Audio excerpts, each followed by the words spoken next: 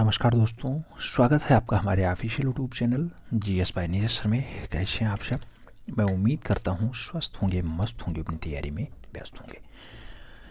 मित्रों, आज की क्लास थोड़ी सी रिवीजन वाली क्लास होने वाली है और आज की इस क्लास से उम्मीद करता हूं कि 1 से 2 प्रश्न आपको परीक्षा में देखने को मिल सकता है, तो हल्के में मत लीजिएगा। सबसे पहले तो आप सभी को विश्व हिंदी दिवस की ढेरों शुभकामनाएं। विश्व हिंदी दिवस आज है, आप जानते हैं विश्व हिंदी दिवस 10 जनवरी को पूरे विश्व में हिंदी की जो है बढ़ती लोकप्रियता को देखते हुए मनाया जा रहा है। आप जानते हैं कि मंदारिनी एक भाषा होती है, चीन में बोली जाती है और उसके साथ साथ पॉपुलैरिटी हिंदी की भी अब पर्याप्त हो चुकी है। आप देखते होंगे आपके जितने आसपास पड़ोसी देश हैं वहाँ पर भी हिंदी बोलने वालों की संख्या पर्याप्त है, क्योंकि भारतीय मूल के निवासियों की संख्या वहाँ पर्याप्त हो चुकी है।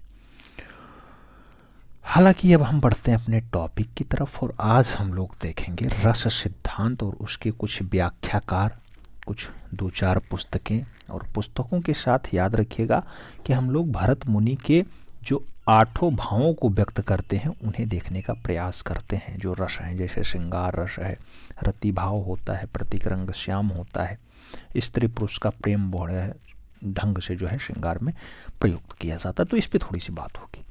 आइए देखते हैं। जैसे सबसे पहला पॉइंट जो लिया गया, रस सिद्धांत तथा व्याख्याकार। एक साइड में रस सिद्धांत है, दूसरी साइड में उसके व्याख्याकार हैं, यानी उसे जो है परिभाषित करने का काम करते हैं। रस सिद्धांत में आरोपवाद की अगर बात करते हैं तो आरोपवाद जो है भट्टोलोलट जी के द्वारा जो है व्याख्यात किया गया है, यानी इसके बारे में बताया गया है। तो पूछा जाए कि आरोपवाद का सिद्धांत किसने दिया, तो आपको भट्टोलोलक आंसर से लगाना होगा। इनका स्क्रीनशॉट आप अवश्य लेना। अनुभूतिवाद की अगर बात करते हैं तो अनुभूतिवाद के बारे में जो विस्तृत जानकारी दी जाती है वो सशंकु के द्वारा दी जाती है, जबकि भुक्तिवाद की अगर बात करते हैं तो भुक्तिवाद रस सिद्धांत से संबंधित है और भट्ट नायक के द्वारा दिया जाता है। क्वेश्चंस याद करना। और चौथा पॉइंट, ये तो बहुत इंपॉर्टेंट है, अब ये चारों का स्क्रीनशॉट जरूर ले लेना। अभिव्यक्तिवाद की बात हो रही है। अभिव्यक्तिवाद अभिनव गुप्ता के द्वारा दिया जाता है। क्वेश्चंस खूब छपेगा तो इस पे स्टार लगा लेना और इसके साथ साथ भुक्तिवाद पे भी स्टार लगा लेना। हालांकि चारों जो है पॉइंट इंपॉर्टेंट हैं कि किसके कौन व्याख्याकार हैं या फिर कौन सा सिद्धांत किसने दिया, ऐसा क्वेश्चंस कभी कभी पूछा जाता है। अभिव्यक्तिवाद अगर पूछे तो याद रखना खुले मन से आपको अभिनव गुप्ता आंसर्स लगाना।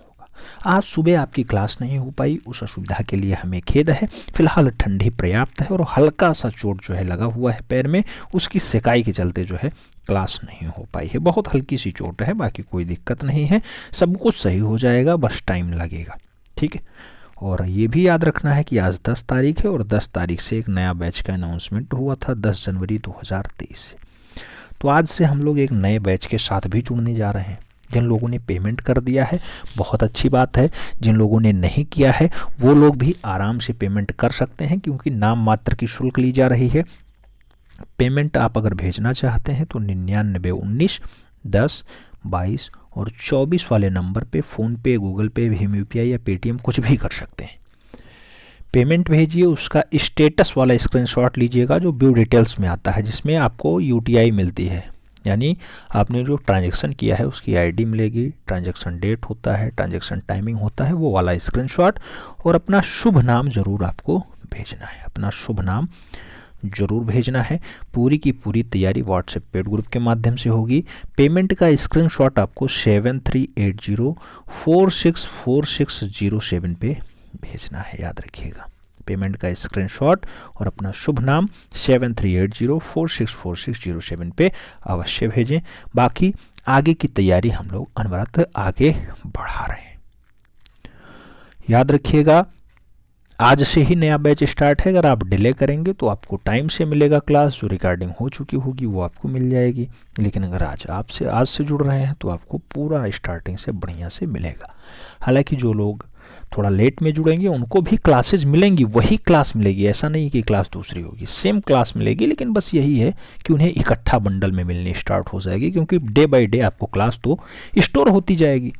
तो इसलिए उस पर भी आपको कार्य करने की ज़रूरत है। थोड़ा सा उस पर जो है जल्दबाजी दिखाएं तो ज़्यादा बढ़िया है। अगला क्वेश्चन आपकी स्क्रीन पे है, पूछ रहा है आइडियल्स ऑफ इंडियन आर्ट। ये पुस्तकें हैं, याद रखिएगा। आइडियल्स ऑफ इंडियन आर्ट पुस्तक हो, या फिर इंडियन पेंटिंग एंड स्कल्पचर पुस्तक हो, या फिर अजंता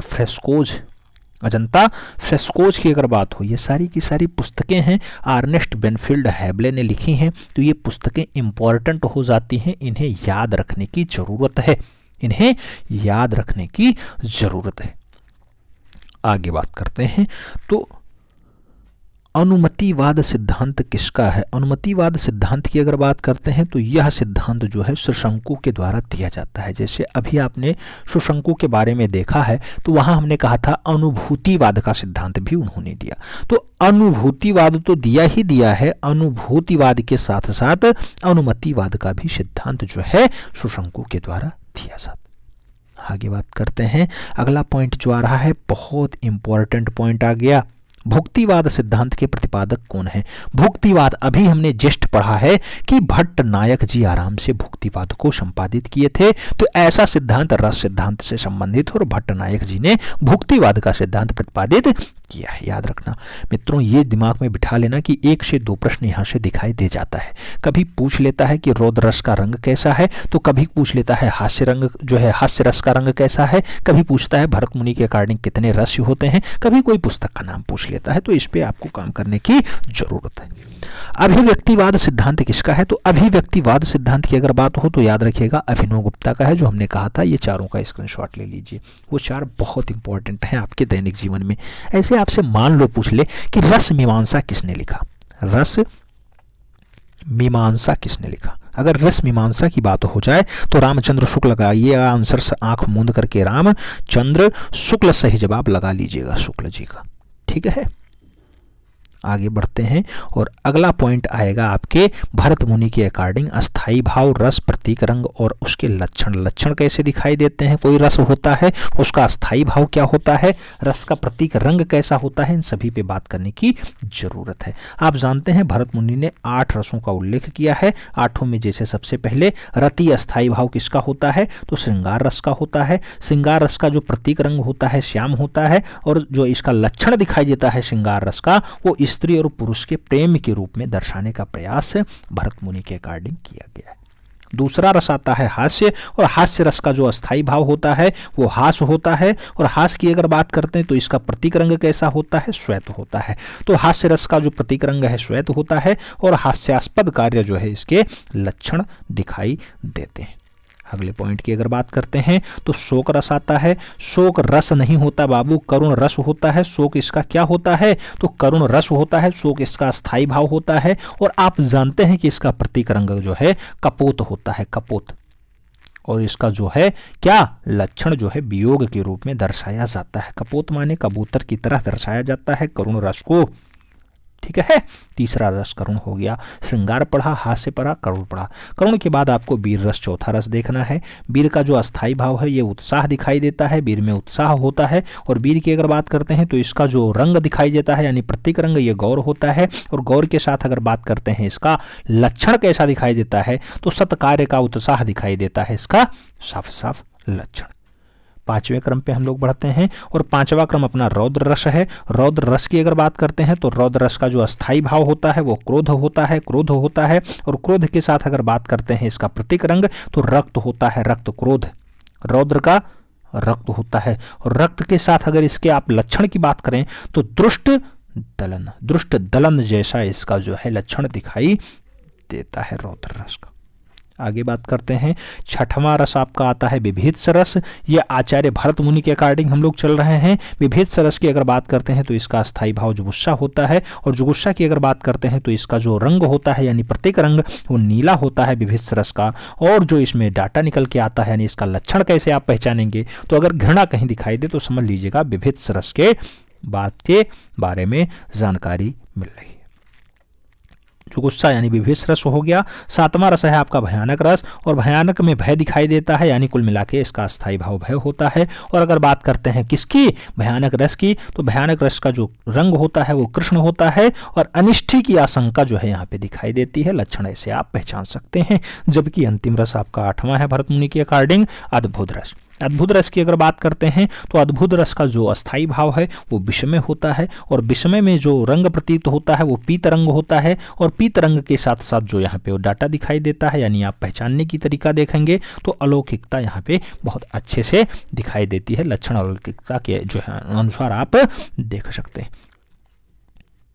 आगे बात करें तो आगे कुछ 2-4 पॉइंट और देख लेते हैं। 8 रस तो आपको पता ही चल गए कि भरत मुनि ने श्रृंगार, हास्य, करुण, वीर, रौद्र, विभीत्स, भयानक और अद्भुत रसों के बारे में बताया है। सभी के अस्थायी भाव क्रम से ही हैं, रति, हास, शोक, उत्साह, क्रोध, जुगुस्सा, भय और विषमय। तो इसमें कभी कभी रंग पूछ लिए जाते हैं, इसीलिए रक्त रक्त रक्त लाल वाला पूछ लिया जाता है, तो रौद्र रस का है, याद रखिएगा। आगे बात करते हैं, अगला पॉइंट और 2-4 डाटा आपसे पूछ रहा है। जैसे पूछ रहा है the poverty of philosophy. The poverty of philosophy अगर बात करते हैं तो द पॉवर्टी ऑफ फिलॉसफी किसकी महत्वपूर्ण रचना है, तो कार्ल मार्क्स के द्वारा लिखी जाती है द पॉवर्टी ऑफ फिलॉसफी। और कार्ल मार्क्स आप जानते हैं कि जर्मन के दार्शनिक होते हैं, किस काल में हैं, 1818 से 1883 तक इनका कार्यकाल रहा है, थोड़ा अच्छा कार्यकाल रहा है। और ये भी याद रखिएगा कि कार्ल मार्क्स ने द पॉवर्टी ऑफ फिलॉसफी रचना भी बनाई।